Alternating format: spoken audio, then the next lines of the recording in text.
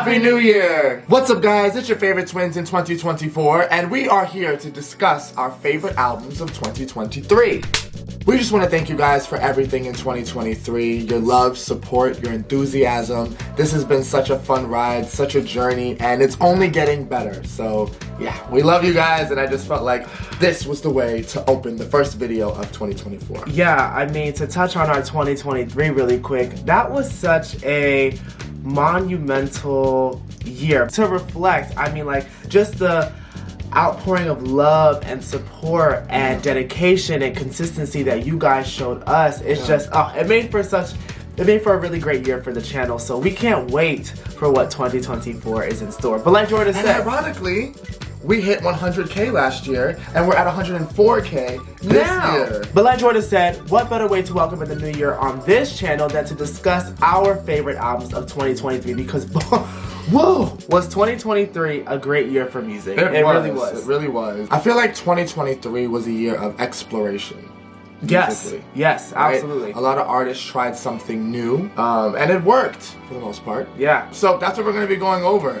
Again, for this video, this is going to be based off what we reacted to with you guys, what we listened to the most, and the album as a whole. This is our opinion. Yes. All right? Everyone is entitled to an opinion. You are in the comments, so let's keep it respectful. Yes. This is just based on our taste that year. Yes. Okay? However, there are definitely some albums that came out in 2023 that we still want to get around to. Yes. So again, that's why we said this is primarily what we reacted to and just kind of cultivated our top 10 list.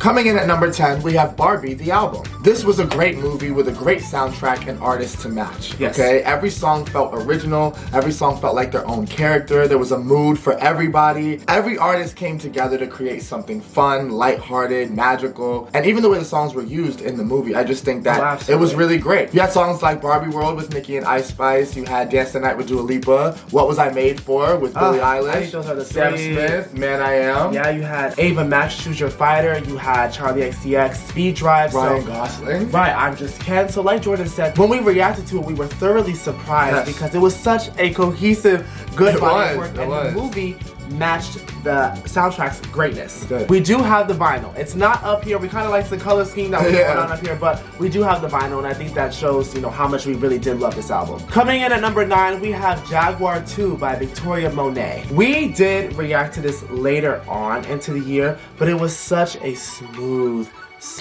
album. The vibe was great. Lyrically, it was great. Her voice was smooth, soft like butter. Obviously, with the success of On My Mama, it built some anticipation for us when reacting to the album, but I mean, to have songs like Smoke, All Right, Cadillac, Hollywood, Goodbye, right?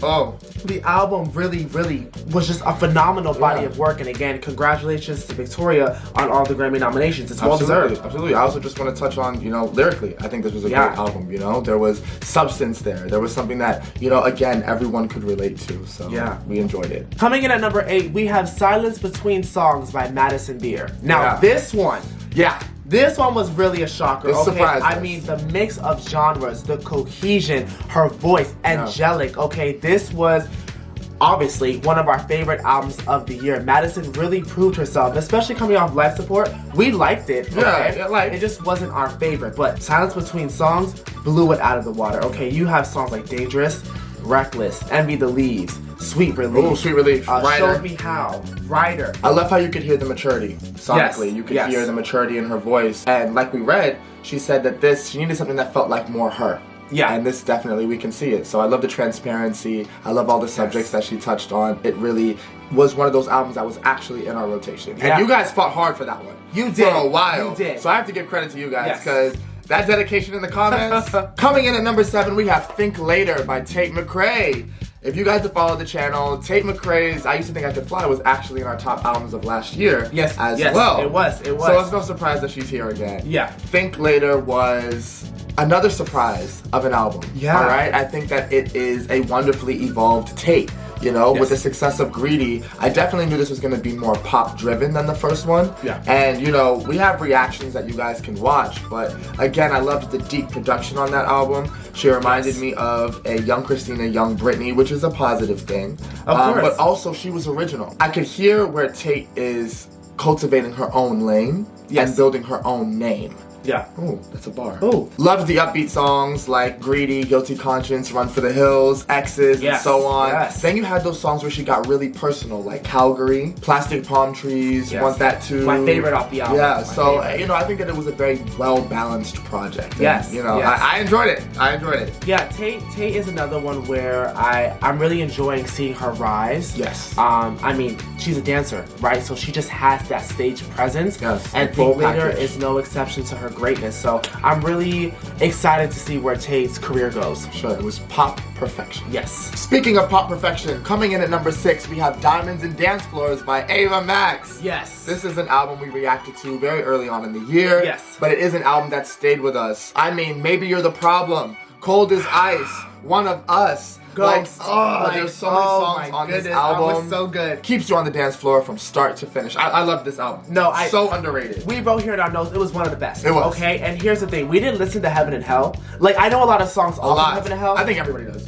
To be honest, yes. But we didn't listen to it as a body of work as a whole, you know? So with Diamonds and Dance Floors, to actually sit down and digest and soak in the album, we were so shocked at just what we were hearing, and Ava's ear for music is crazy. Like, oh, the album was so good. Now, let's talk about that cover. Oh my god, the album cover. Probably one of my favorites of the year. Oh yeah. Beautiful, beautiful cover art. Yeah. So, Ava, she's another one, okay? Another one. I feel like Ava is still somewhat a little underrated. She is. And what's crazy is that she's somebody that has a recognizable name and recognizable hits. Yes. Yet as an artist, there's still this underappreciation. But you know what, Ava? We're here to appreciate you. We appreciate you. Because you contributed a lot to our 2023. So thank you for that. Coming in at number 5 is Scarlet by Doja Cat. Yes. Now, we all know that this was a very tumultuous, interesting era. Rollout. Okay? However, Doja knows what she's doing because Scarlet was a good body of work, okay? We thoroughly enjoyed all the singles, all the visuals, very well thought out,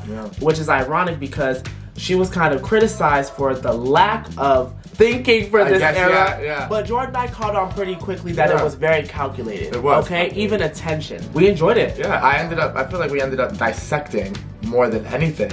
Yes. Which was interesting. You know, Doja was very vocal about wanting to step away from what she'd been doing in the mainstream and do something that was a little more rap focused and a little more stripped back, and that's exactly what Scarlet is. She made a body of work that was both more personal yet showcased her more as a rapper, and I would say she met that goal. It obviously spawned hits. You have Paint the Town Red, right? You have Demons, of course, right? You have Attention, but then you have those deep cuts like Fuck the Girls, Ouchies, Gun, okay, Now we went to the tour. We did. We went to the Scarlet tour, and it was really good. I also want to, big up Doja for, just as a performer. Yes. She did not have any outfit changes. She ran that whole entire show through. There were no long interludes. She didn't rely on production. She just rapped, sang, performed, danced, and did it all beautifully. But at the tour, you could feel the music even more. Songs like Often, right? That was one of my favorite moments. Can't Wait. I think everyone will always have mixed feelings about Scarlet as an era, maybe even as an album, but I loved seeing that different side. Me too. Coming in at number 4, we have Guts by Olivia Rodrigo. Olivia returns with another great body of work. She doesn't stray too far away from Sour, but she more so builds and advances sonically. And I think that's what I enjoyed about Guts, you know? She still kept this teenage angst, she still kept those rock outbursts, but she also delivered some pop, some ballads. I just think Guts as a full body of work is an enjoyable listen. And, we've been vocal about, loving Olivia, loving what she's doing. And I love how she stayed true to herself as an artist. Because even with the continuation of The Purple, it's easy to feel like, especially as a woman in this industry, like you have to constantly change and evolve. And though, I praise Doja for doing what you should as an artist, which is evolve, there's also that flip side where an artist can create a brand and stick to that.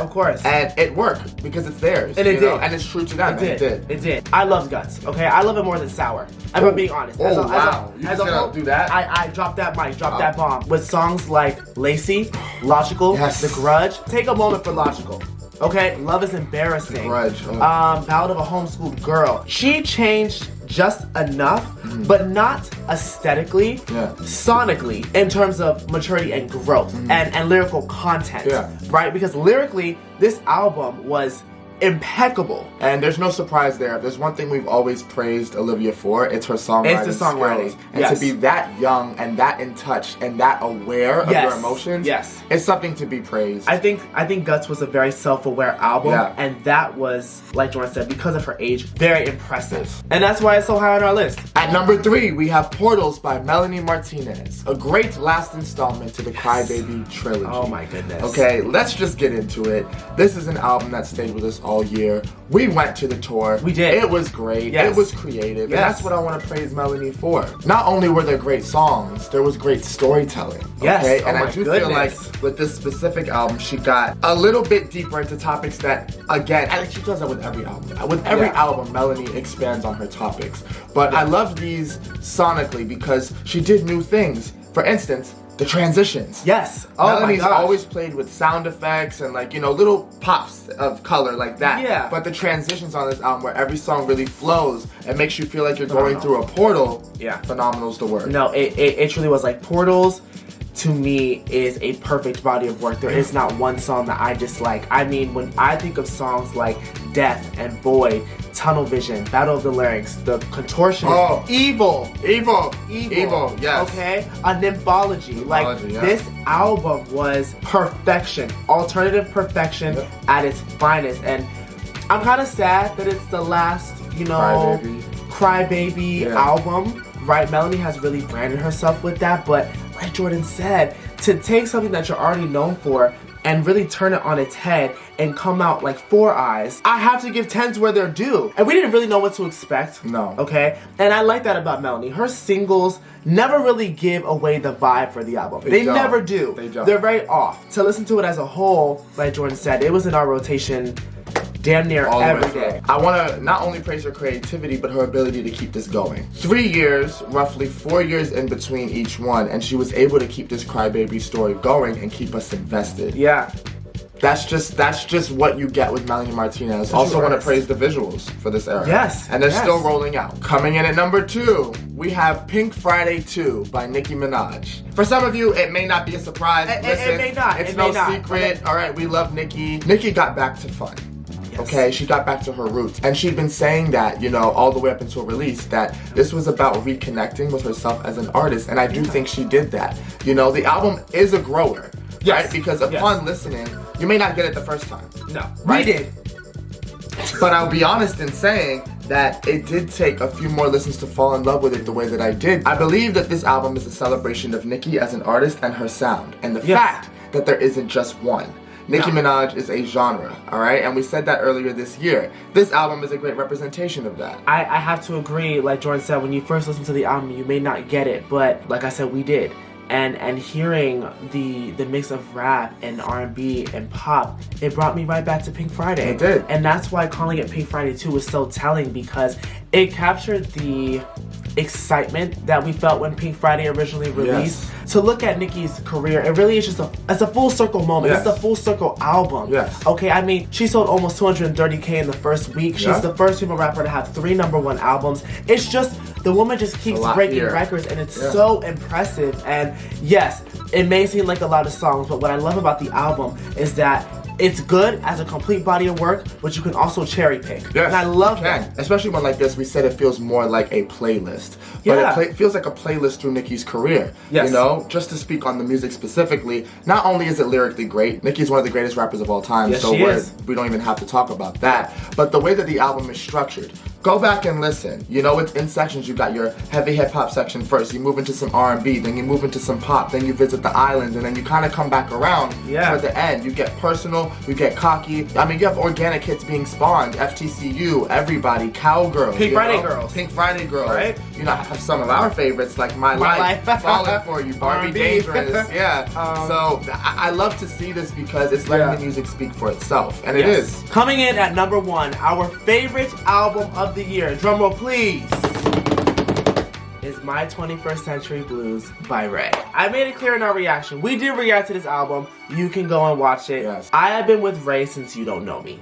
Right? And then I came across Hard Out Here, and then I came across Escapism and fell in love. Black Mascara. Black Mascara, everything. But I don't think you guys understand.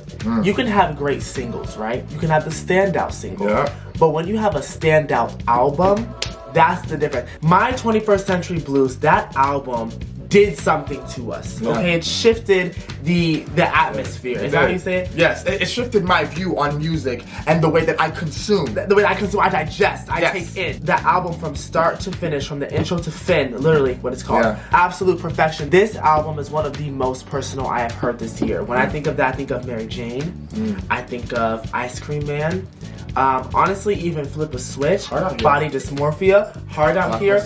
If you guys have not heard this album, please do yourself a favor and listen to it. Ray is a vocalist. Yeah. Okay, a very underrated one. Very. And I love her story. She was such an underdog, and to take over our airways like this, right? I love it. Come through like that. We wanted to give Ray her props and her flowers for this album because she definitely made more of a name for herself in 2023. But this album just deserves all the praise. I love the live aesthetic. Yes. I loved the fact that a lot of the album sounded organically produced. Yes. Do yourself a favor and listen to that 4 or 5 track run. Introduction, Oscar-winning Tears, Hard Out Here, Black Mascara, Escapism. Oh, life changes, and then you keep going, you'll hear. And the album just gets better. Listen closely, like Julian said, you can watch our reaction. This album has hits. Everything from her voice to the sequencing to the versatility. It was well-rounded. And lyrically. Well-rounded and formed as an artist. Well, all you lovely people, that is our list of our top 10 favorite albums of 2023. But we cannot end this video without mentioning our honorable mentions. Yes. Here are our honorable mentions of the year.